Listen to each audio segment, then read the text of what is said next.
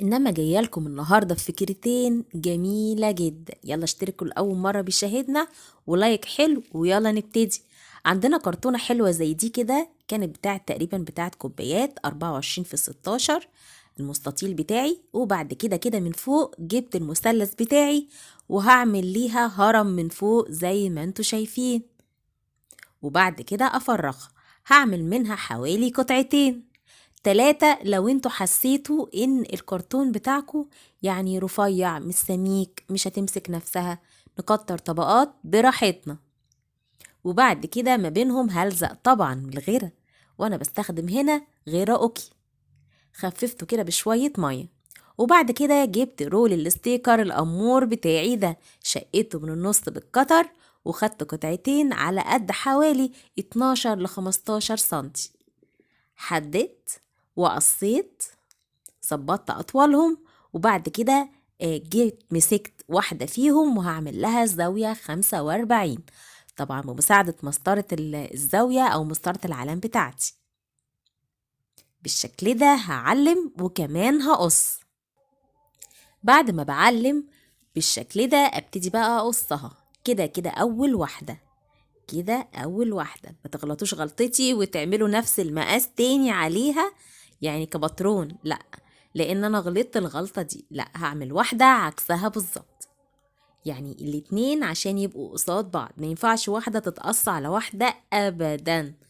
خلصناهم، هنجيب بقى القطعة اللي احنا عملناها الاولانية وندخلها كده حشر كده بالشكل ده، علشان تلتقي الزاويتين اللي احنا عملناهم من فوق بالشكل ده.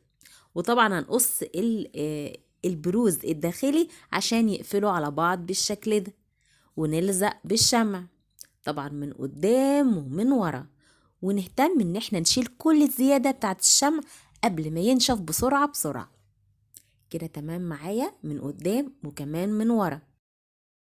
صدقوني افكار النهاردة حلوة بشكل مش طبيعي، جميلة ولذيذة وكيوت، وكمان حاجات طالعة موضة بتتباع بأسعار غالية جدا. وكمان جبت برضو حتة تانية مقصوصة برضو من تحت زاوية 45 وركبتها بالشكل ده.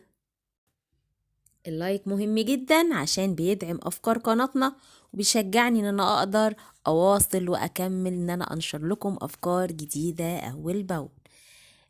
الغيرة بتاع الخشب الاوكي خففته بمية، يعني مثلا حطيته 3 معالق من الغيرة عليهم مثلا نص كوباية مية كده حلوة، قطعة كرتونة احطها بالشكل ده.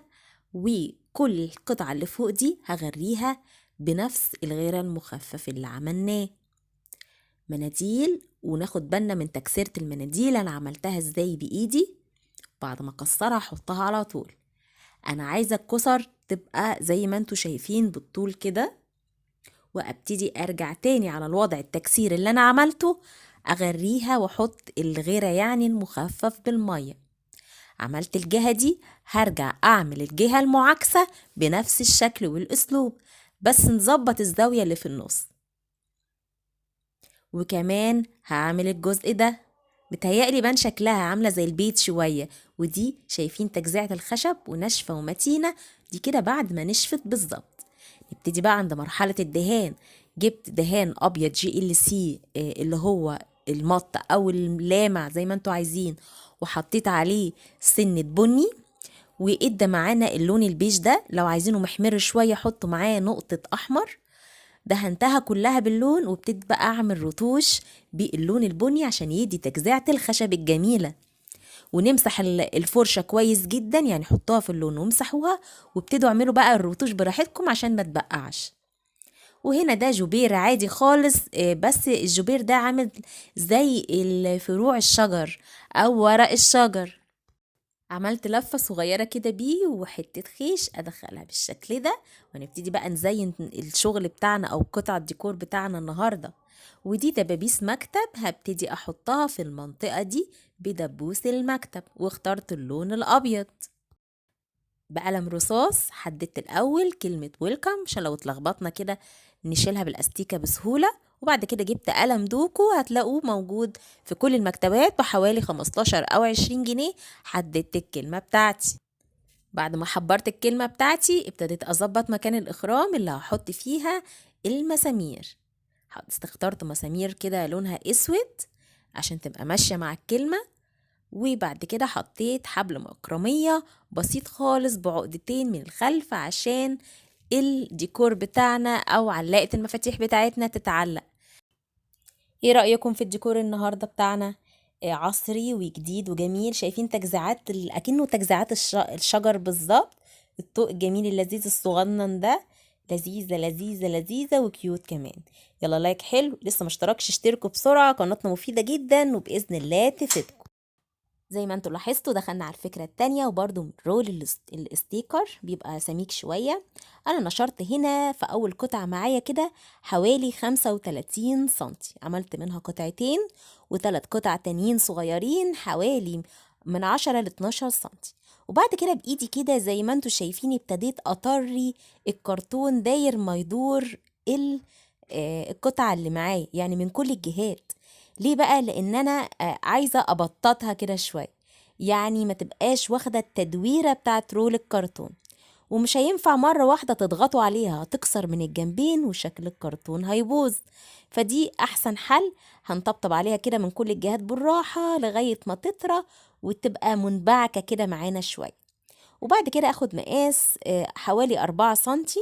انا هنا خدته قليل وبعد كده هعدل المقاس، فعشان كده بقول لكم خدوا من فوق 4 سنتي وانزلوا على ما فيش بالمسطرة. وبعد كده قصيت، وهنا باخد شوية تاني لجوه. يعني وانتوا شغالين كده هتعرفوا تظبطوا المقاسات بالتدريج، سهلة. وبعد كده بعد ما ظبطت مقاساتي انا حاشة كل قطعة فيها، عملت شرايط كرتون وابتديت احشي كل قطعة فيها زي ما انتوا شايفين، عشان لما تيجوا تدوسوا عليها تبقى قوية وصلبة. وشغلنا انتوا عارفين انا بهتم قوي بالتفاصيل الصغيرة على اساس قطعة الديكور تعيش وتعمر، ما يبقاش ضعيفة وتتكسر بسرعة وما تستحملش عوامل الجو والايدين الاطفال وايدينا والكلام ده كله.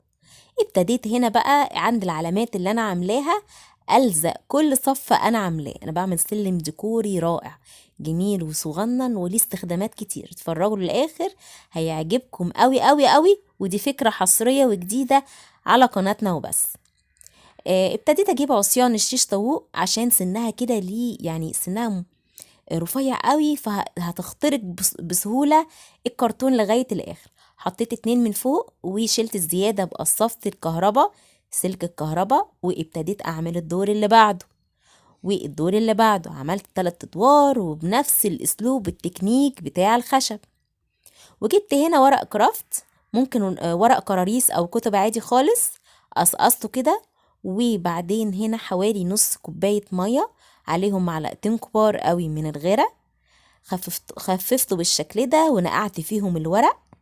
وابتديت اكسي زي ما انتوا شايفين كل السطح بتاع السلم بتاعي. ليه بقى الحركة دي؟ عشان تنشف السطح وتخليه يستحمل، وتخلي كمان الفواصل دي تمسك وتكلبش في بعض بزيادة. بعد ما نشفت حلو جدا ابتدي اصنفر بصنفرة ناعمة عشان لو في اي بروز. كده ايه، حاجة حديد يعني قوية، وانا كنت عايزة انفذها بالخشب قريب جدا، بس ده بديل الخشب والبديل الارخص. وبعد كده انا دهنتها بGLC، ده نصف لامع، اديتها كده يعني مقاوم للمية. طبعا اديتها كده زي بيز الاول، هدي كذا طبقة عشان تبقى مقاومة للمية، يعني الكرتون ما يوصلوش المية بسهولة. وبعد كده يعني ما حبيتش اعمله ابيض، قلت اعمله يبقى ماشي مع الديكور اللي عملناه الاولاني. اديته بيج وابتديت اعمله تجزيعات باللون البني عشان يبقى عامل زي الخشب، وعايزه اعمله خشب روستيك كمان اللي هو زي القديم شويه. فبعد ما نشف الكوكتيل اللي عملناه الاول اديتها رتوش باللون الابيض. وطبعا الفرشه عريضه، التكنيك ده عايز فرشه عريضه، و يعني زي ما يقولوا الريش بتاعها بتاع الفرشه او الشعيرات بتاعتها تبقى متناثره كده فيدينا التوزيعه دي. نشفت خلاص، ابتديت اعمل هنا فيونكة من الخيش وحطيت لها شويه من الجبير اللي هو بتاع الزرع ده. هنا عارفين بتاعه القفيز بتاع التليفون الصغير اللي هو بتاع سلك التليفون ده سهل جدا الفكرة دي ان انتوا تحطوها في الحيطة بدقتين من الشاكوش وتعلقوا عليها اي حاجة بسهولة.